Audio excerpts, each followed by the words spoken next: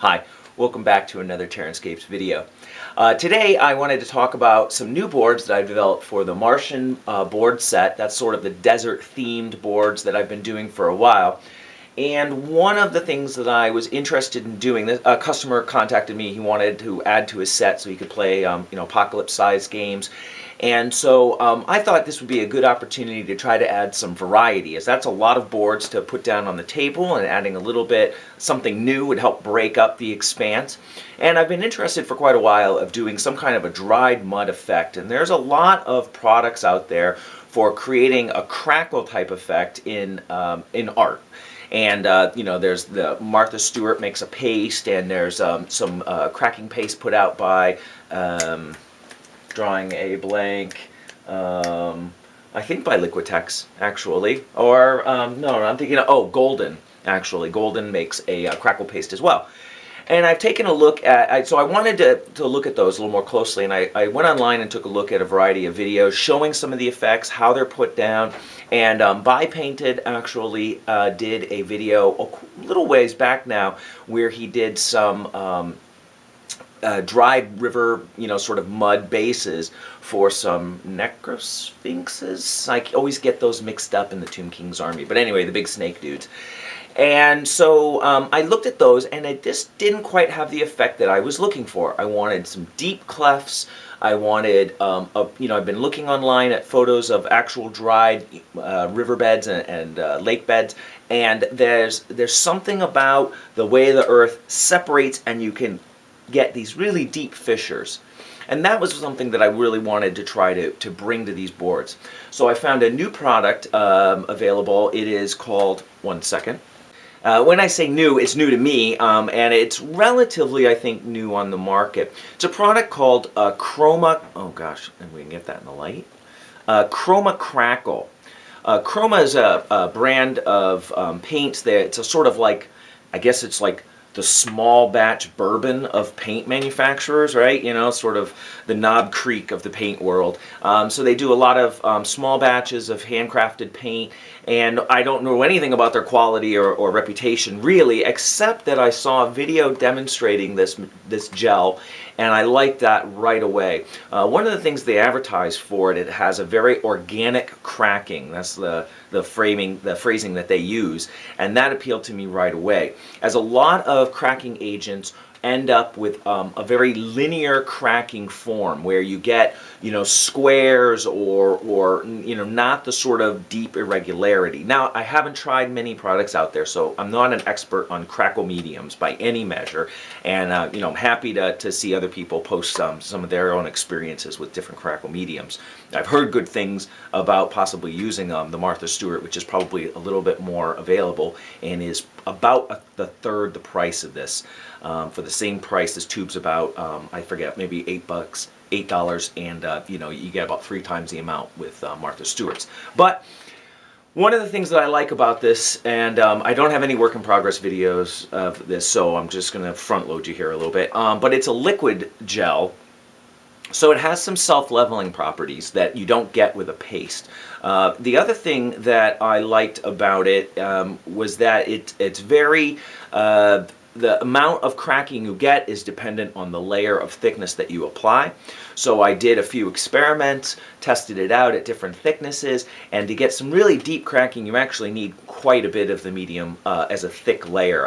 Perhaps almost maybe coming up on 1/4 of an inch to get really, really large, deep cracks. So, after doing the experiments, blah, blah, blah, I decided to try it out on some desert boards. And what I did is I created 3 different sizes of dried lakes, if you will, to try to apply it to these and get some sense of it.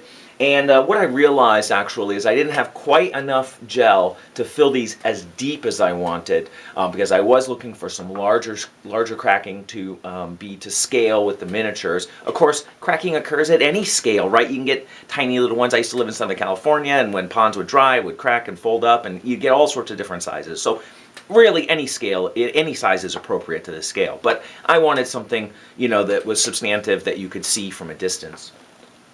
So let's take a closer look at how the effect came out and I'll talk to you a little bit about how I finished them and why, and maybe some tips going forward on how to use this product.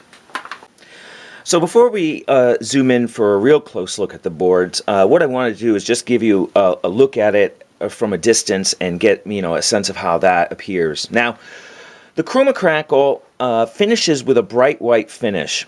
And what I originally thought I would do with this to paint these is basically paint them exactly like the boards and then just use the final highlight color that I did on the surface of the sand and just really emphasize it on the dried pond areas. That looked wrong, really wrong, and I had painted 2 of the boards doing that, and then I decided, because I had done a couple experiments on a 3rd board, and I was unsure of those experiments, and my wife came down, and she looked at, I believe it was this board, and she looked at the effect that had gone on to the boards, and the 2 that I had painted, and she said, "Oh gosh, really, I like this one. What are you going to make the other 2 look like this?" I was like, "Oh, of course, of course. I've spent all this time painting the other one. I didn't like this one." And then when I looked at it again, I realized she was onto something. So what I ended up doing was basically flooding these with alcohol and weathering powders, and the alcohol softened the paint that was on top of it, and then by blotting I could remove the paint, leave the weathering powders, some of the underlying paint from the base coating of it, and ended up with a pretty interesting effect that I think is going to work well, particularly for a 40K. The final effect on this is, very, very alterable depending on how you want to go about it, but this was just the effect that ended up on these boards. So you can see, before we talk about the paint anymore, maybe we should look at the cracks. That's really the main focus. So let's come up real close on it here and take a look. Here were a couple melted areas in the boards from the initial carving. I used hot wire to carve this out, and that produced some of the deepest areas where the crackle medium would set up. And you can notice as it gets, closer and closer to the edges, how small some of the cracking becomes. Now, as it approaches the edges, you start to get some of these linear patterns. See how these lines all come in a sort of an arrangement. And that was what I didn't really want overall on the effect. But it kind of works as it gets towards the edge, and it adds some variety to its appearance. And really, I think it looks pretty nice, actually. But you can see in these deeper areas how deep these cracks are, how much relief they give. Here, this puddle actually received a deeper application, and I just really love that effect. I don't know. I think it's fantastic. I'm not really interested in looking at other products. I love the effect this is giving, and it's almost self-leveling, so when you apply it, you can sort of tap the board out and get an even coat, and then if you've got underlying depth differences, it will smooth and crack depending on the original depth, which reflects the natural way that cracking would appear in a pond. So really like the way the final cracking effect came out and how you can work with it. So let's take a look at maybe this board here. If I don't bang up too many things.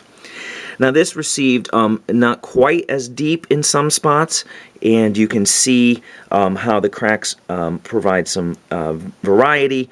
And I was initially sad that these pits had remained, but then in retrospect, perhaps they represent sinkholes. And this is, in theory, an alien world. So, we could get some other kinds of, landforms that are, perhaps not the same we would get on good old Mother Earth here. But, so I was willing to let them go, and I think the overall effect still is really quite nice. In deciding how to paint this then, what I've kind of ended up with a result here is something that looks oxidized and rusted. Perhaps minerals were in the water and dissolved and then rusted as it evaporated, as well as some of the original white from the Kroma Crackle. Here the paint was removed a little bit more aggressively, and I really like that finish because it kind of almost gives the appearance of salts leaching to the surface and bleaching the soil. So it kind of gave it a nice variety. It breaks it up, and at a distance, it's going to set it apart from the table. The rest of the boards, it's going to be something that stands out that you're going to be interested in coming up and looking at a little closer, and that's when you'll really see some of that nice crackling effect come through. And the third board here, you can see, so see how deep it was and the way the cracks, you know, sort of pour into those fissures. Really, really interesting effect. So these are going to be additions to the site. I'll put them up in the Martian section, and there'll of course be some flexibility on their final look, and I probably will be exploring that in the future as well. And lastly, just before I go, let's move this out of the way. There we go.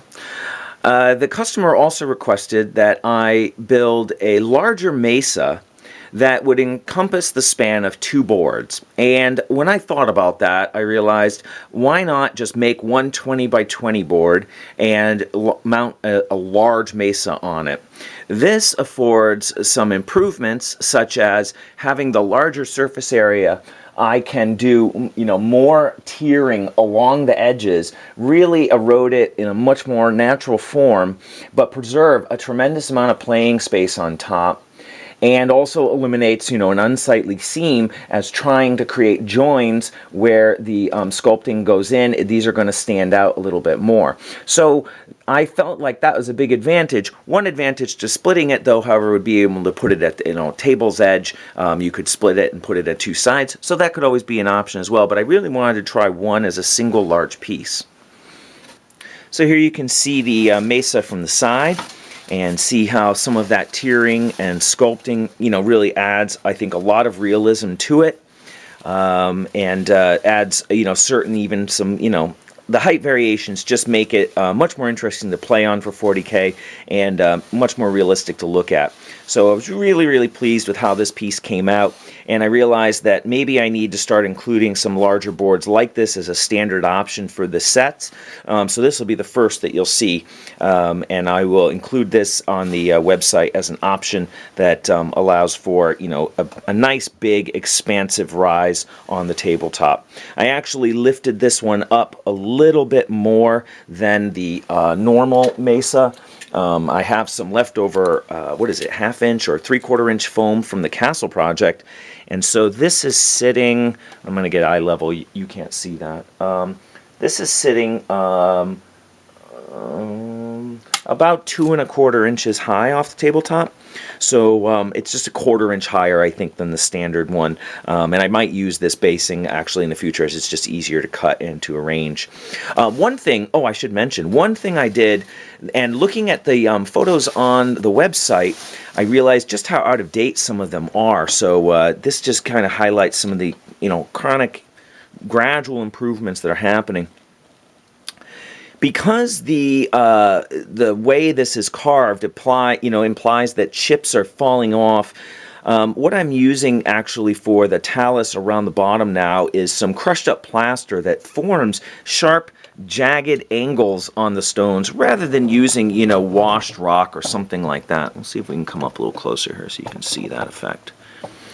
And I think these chips of stone just look a lot more natural to match up with this kind of a carving than, you know, using gravel as part of the talus. And I have plenty of old plaster that I, you know, beat up with a hammer to get some of these chips. But it's one of the things, when I looked at the pictures of the originals, they just don't reflect this level of talus at the bottom or this level of detail, and it just shows that, you know, some of those older photos aren't really representative of some of the current work that I'm doing. So hopefully this gives you a fresh look at you know, how the mesas are looking, and you know, a really nice large one at that. So hopefully you enjoyed taking a look at these pieces.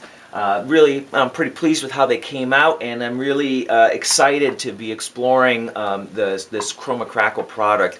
I think it's got a lot of applications, and there's a lot of creative flexibility in how you can achieve effects with it, whether it be styles of painting, washing it with powders, the depths or shapes of the cracks that you can achieve with it, and the ease of application and controlling that. So really enjoyed working with this, and looking forward to doing some more projects with it down the road.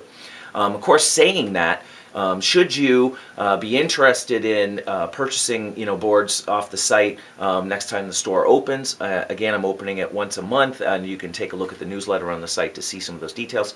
And you see what I've done, and you say, hey, I would like it to have smaller cracks, bigger cracks. Can you do this? What about a riverbed? All sorts of those kinds of variations. Once you have boards, it's easy to just rearrange some things, add on costs if there's extra labor, deduct it if you want, remove some things. All of that can be done, upon request. So feel free to get creative in your requests, because that helps push me in new directions, and that's the way I grow best. So thanks once again for watching. Really appreciate it, and keep your eye on the channel. It might be a little bit before I put up a new video, meaning like a week or two, as I've got a few things I've got to get rolling, but once I get those underway, some of those things that are new, I'll be happy to show you. So thanks again. I'll talk to you soon.